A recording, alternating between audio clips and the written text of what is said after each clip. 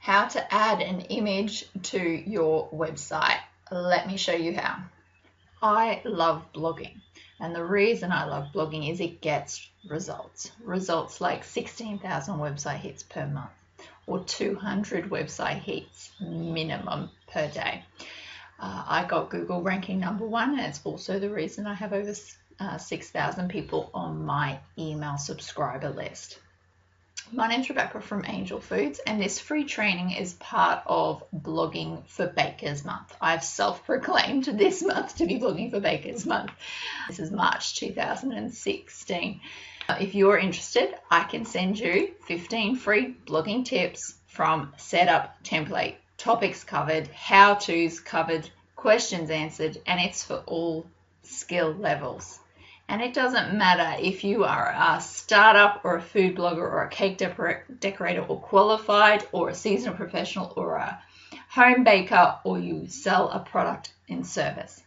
I bang on about blogging because it gets results, meaning sales. And I want to get sales and money for you. I want to help you get sales and make money.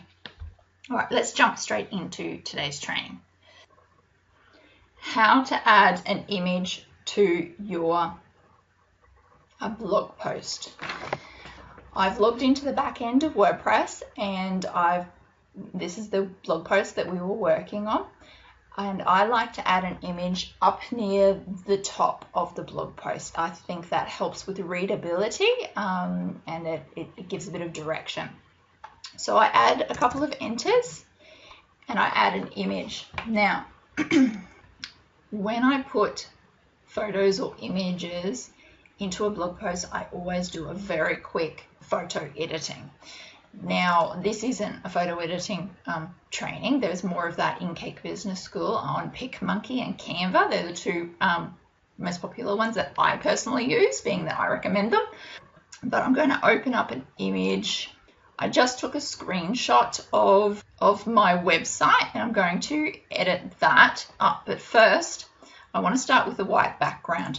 So how I did a screenshot to start with is I use snipping tool, SNIPPING space tool. So Google that, download that, whatever it is. So that's the program I use to get a screenshot. I use snipping tool. Now, I know that it's going to be the wrong sizes or dimensions for me, so I just want to start with a bit of white. So I'm just pulling up my white background, essentially. I have this saved that I use all the time. I have colors saved as well that I can use as a background, and then I can layer on top of it. So you can just Google white page, and then save that or screenshot it or whatever you want to do. All right. In Picmonkey, you can just open up a photo if it's a cake photo. The only bit of editing that I recommend that you always do is resize it. So here is resize. In particular, for websites, you want the images to be smaller or low resolution, because you want your website to load as quickly as possible without you losing quality, of course. So there's a fine line. If you for example, if you've never even looked at the size of your files and of your photos and pictures, I recommend just opening one in Picmonkey and see what you're uploading to your website. Essentially, I would recommend 600 pixels and under. If you're loading 3,000 pixel photos, they're huge, they're ginormous, they're very high res images. Don't get me wrong, high res is still good, but for certain applications. High res, for example, is perfect for print media, but not for websites. All right, so this piece of paper that I just opened, I just hit resize and it automatically gave me the specs or dimensions. So it's 500 by 700. I am wanting my end result to be 600 by 600, so I'm going to change it. So I'm going to change it so the minimum is 600. So again, if this is your photo of a cake, change your size here. 500 here is pixels. So that's what I'm talking about, PX, pixels. Change it to what you want, and I recommend well under 1,000, put it that way. Now I want to crop it. I've resized it, but it won't let me crop in that resize function. So now I'm going to change to 600 by 600, and then I hit apply. This butterfly button, that's where I can either add an overlay. It calls it overlays here in Picmonkey. And I'm going to choose one of my own, being the screenshot. And again, an overlay can be anything. It can be a photo or graphic or anything that you choose. Right, here's the screenshot. So I'm going to move it down a bit and I'm going to, there we are, that's as far as it'll go on my page. I'll move it to the top and I'll add the words below. All right, so now I don't want white, I want color under there. So I'm going to add a rectangle. So adding an overlay, geometric. All right, it's giving me a rectangle. And again, I can change the size of that one.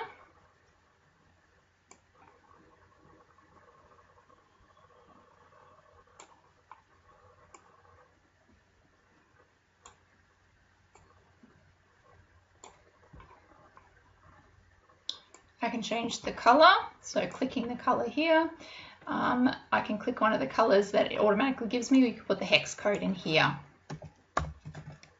Now I'm going to add some words on top of my image. There's a text button here, add text. I'm going to choose the font. I always use this font because it matches my website and my branding. Type text here. So I can change the box size to go where I want it to go. I can center it. I can increase the size of the font. All right, that's done for me. So I'm going to hit save. And really good tip, if you're adding words or logos on top of an image of any sort, change it from a JPEG to a PNG. I'm not sure if you can tell on this recording, but the images or the words are slightly blurred in a JPEG, whereas PNG is going to sharpen them up. All right, so that's how you make the wording sharper rather than blurry. Saving as a PNG. Save to my computer. All right, now going back to that blog post, we're going to insert an image. Put the cursor where you want the image to go, and you click Add Media button. Mine's got a image of a camera and music notes. So add media.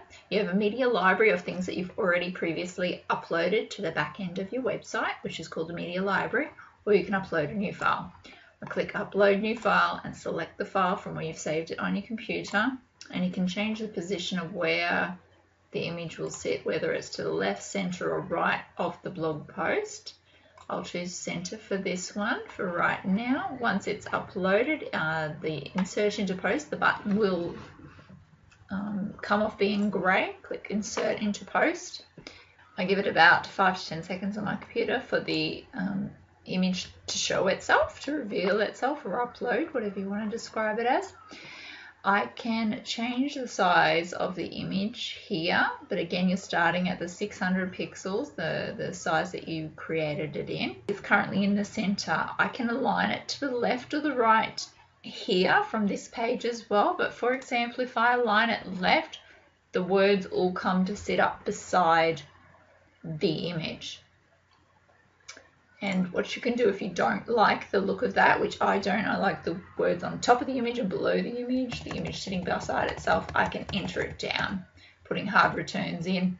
And later when you view the page, you can see that it does sit how you want it to. Down, or if I back and recenter it, it's now got all those hard returns in and a lot of space, so I'd need to delete all of those spaces out. But I'll add that back to the left for the time being. And I'll delete one of those spaces, I think.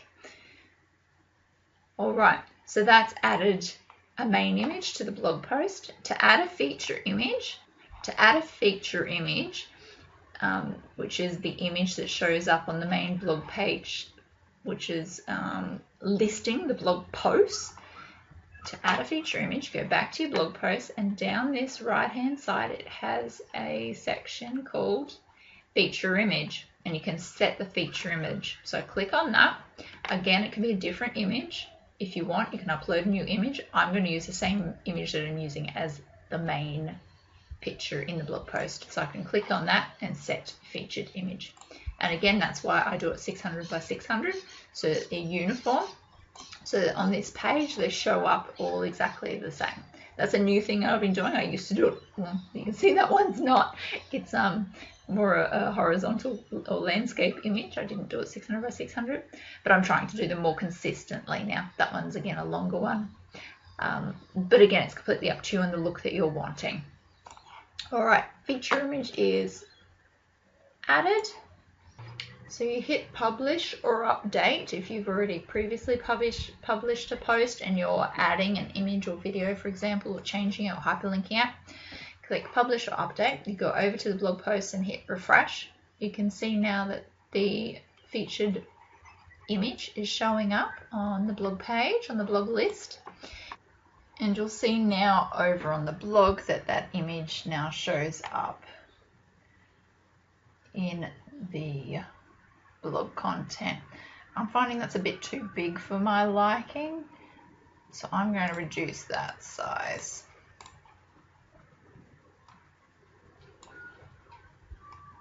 That'll be a bit better, and I can see I've got too much space there, or too many enters, so I'm going to update that. And I refreshed on the blog page, and I like that size image better, and how it shows up. All right, a really good tip with images and photos on your website, which somebody had told me and I never knew before. When you click on it, there's an edit button, a little pen. If you click on that, there's a section called alt text or alternative text, and that is actually, when you're Googling images, Google reads it from the alt text or alternative text. So make sure the description of the photo is Googleable. All right, so you want to be able to be found on Google. If you've got a whole big mess of numbers and letters and jumble, or you just call it blog 1, Google's not going to find it. So whatever people are searching in Google. So how to add a blog post to your baking, food, cake website. They're my keywords. People would be Googling that. So I've added them. So if you think about it in terms of keywords, being what are people Googling, what is the problem people are trying to solve. If you're a teacher or trainer or helping people decorate cakes, then you know how to decorate a 2-tiered fondant cake. Okay, that's a keyword, a Googleable term. Being, well, if you're a cake decorator and you're just saying two-tier blue cowboy themed cake, well, that's brilliant. Add a little bit extra. For example, taking birthday cake orders in Brisbane. Yeah, so that's how you get orders from images on Google. All right, so alternative text, make sure it's Googleable or keywords in there. All right, so change the alt text, hit update, and hit update on the whole blog post, and that is published and done.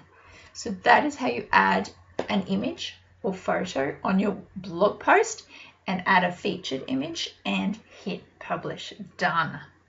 In the next video tutorial, I'm going to show you how to embed a video on your blog so that it will play while people are still on your website, so you don't redirect traffic off your website to go view a video on Vimeo or YouTube. You can embed a Vimeo or YouTube video straight on your blog post, and I'll show you how to do that next training or video tutorial, so make sure you sign up to get the Blogging for Bakers video training.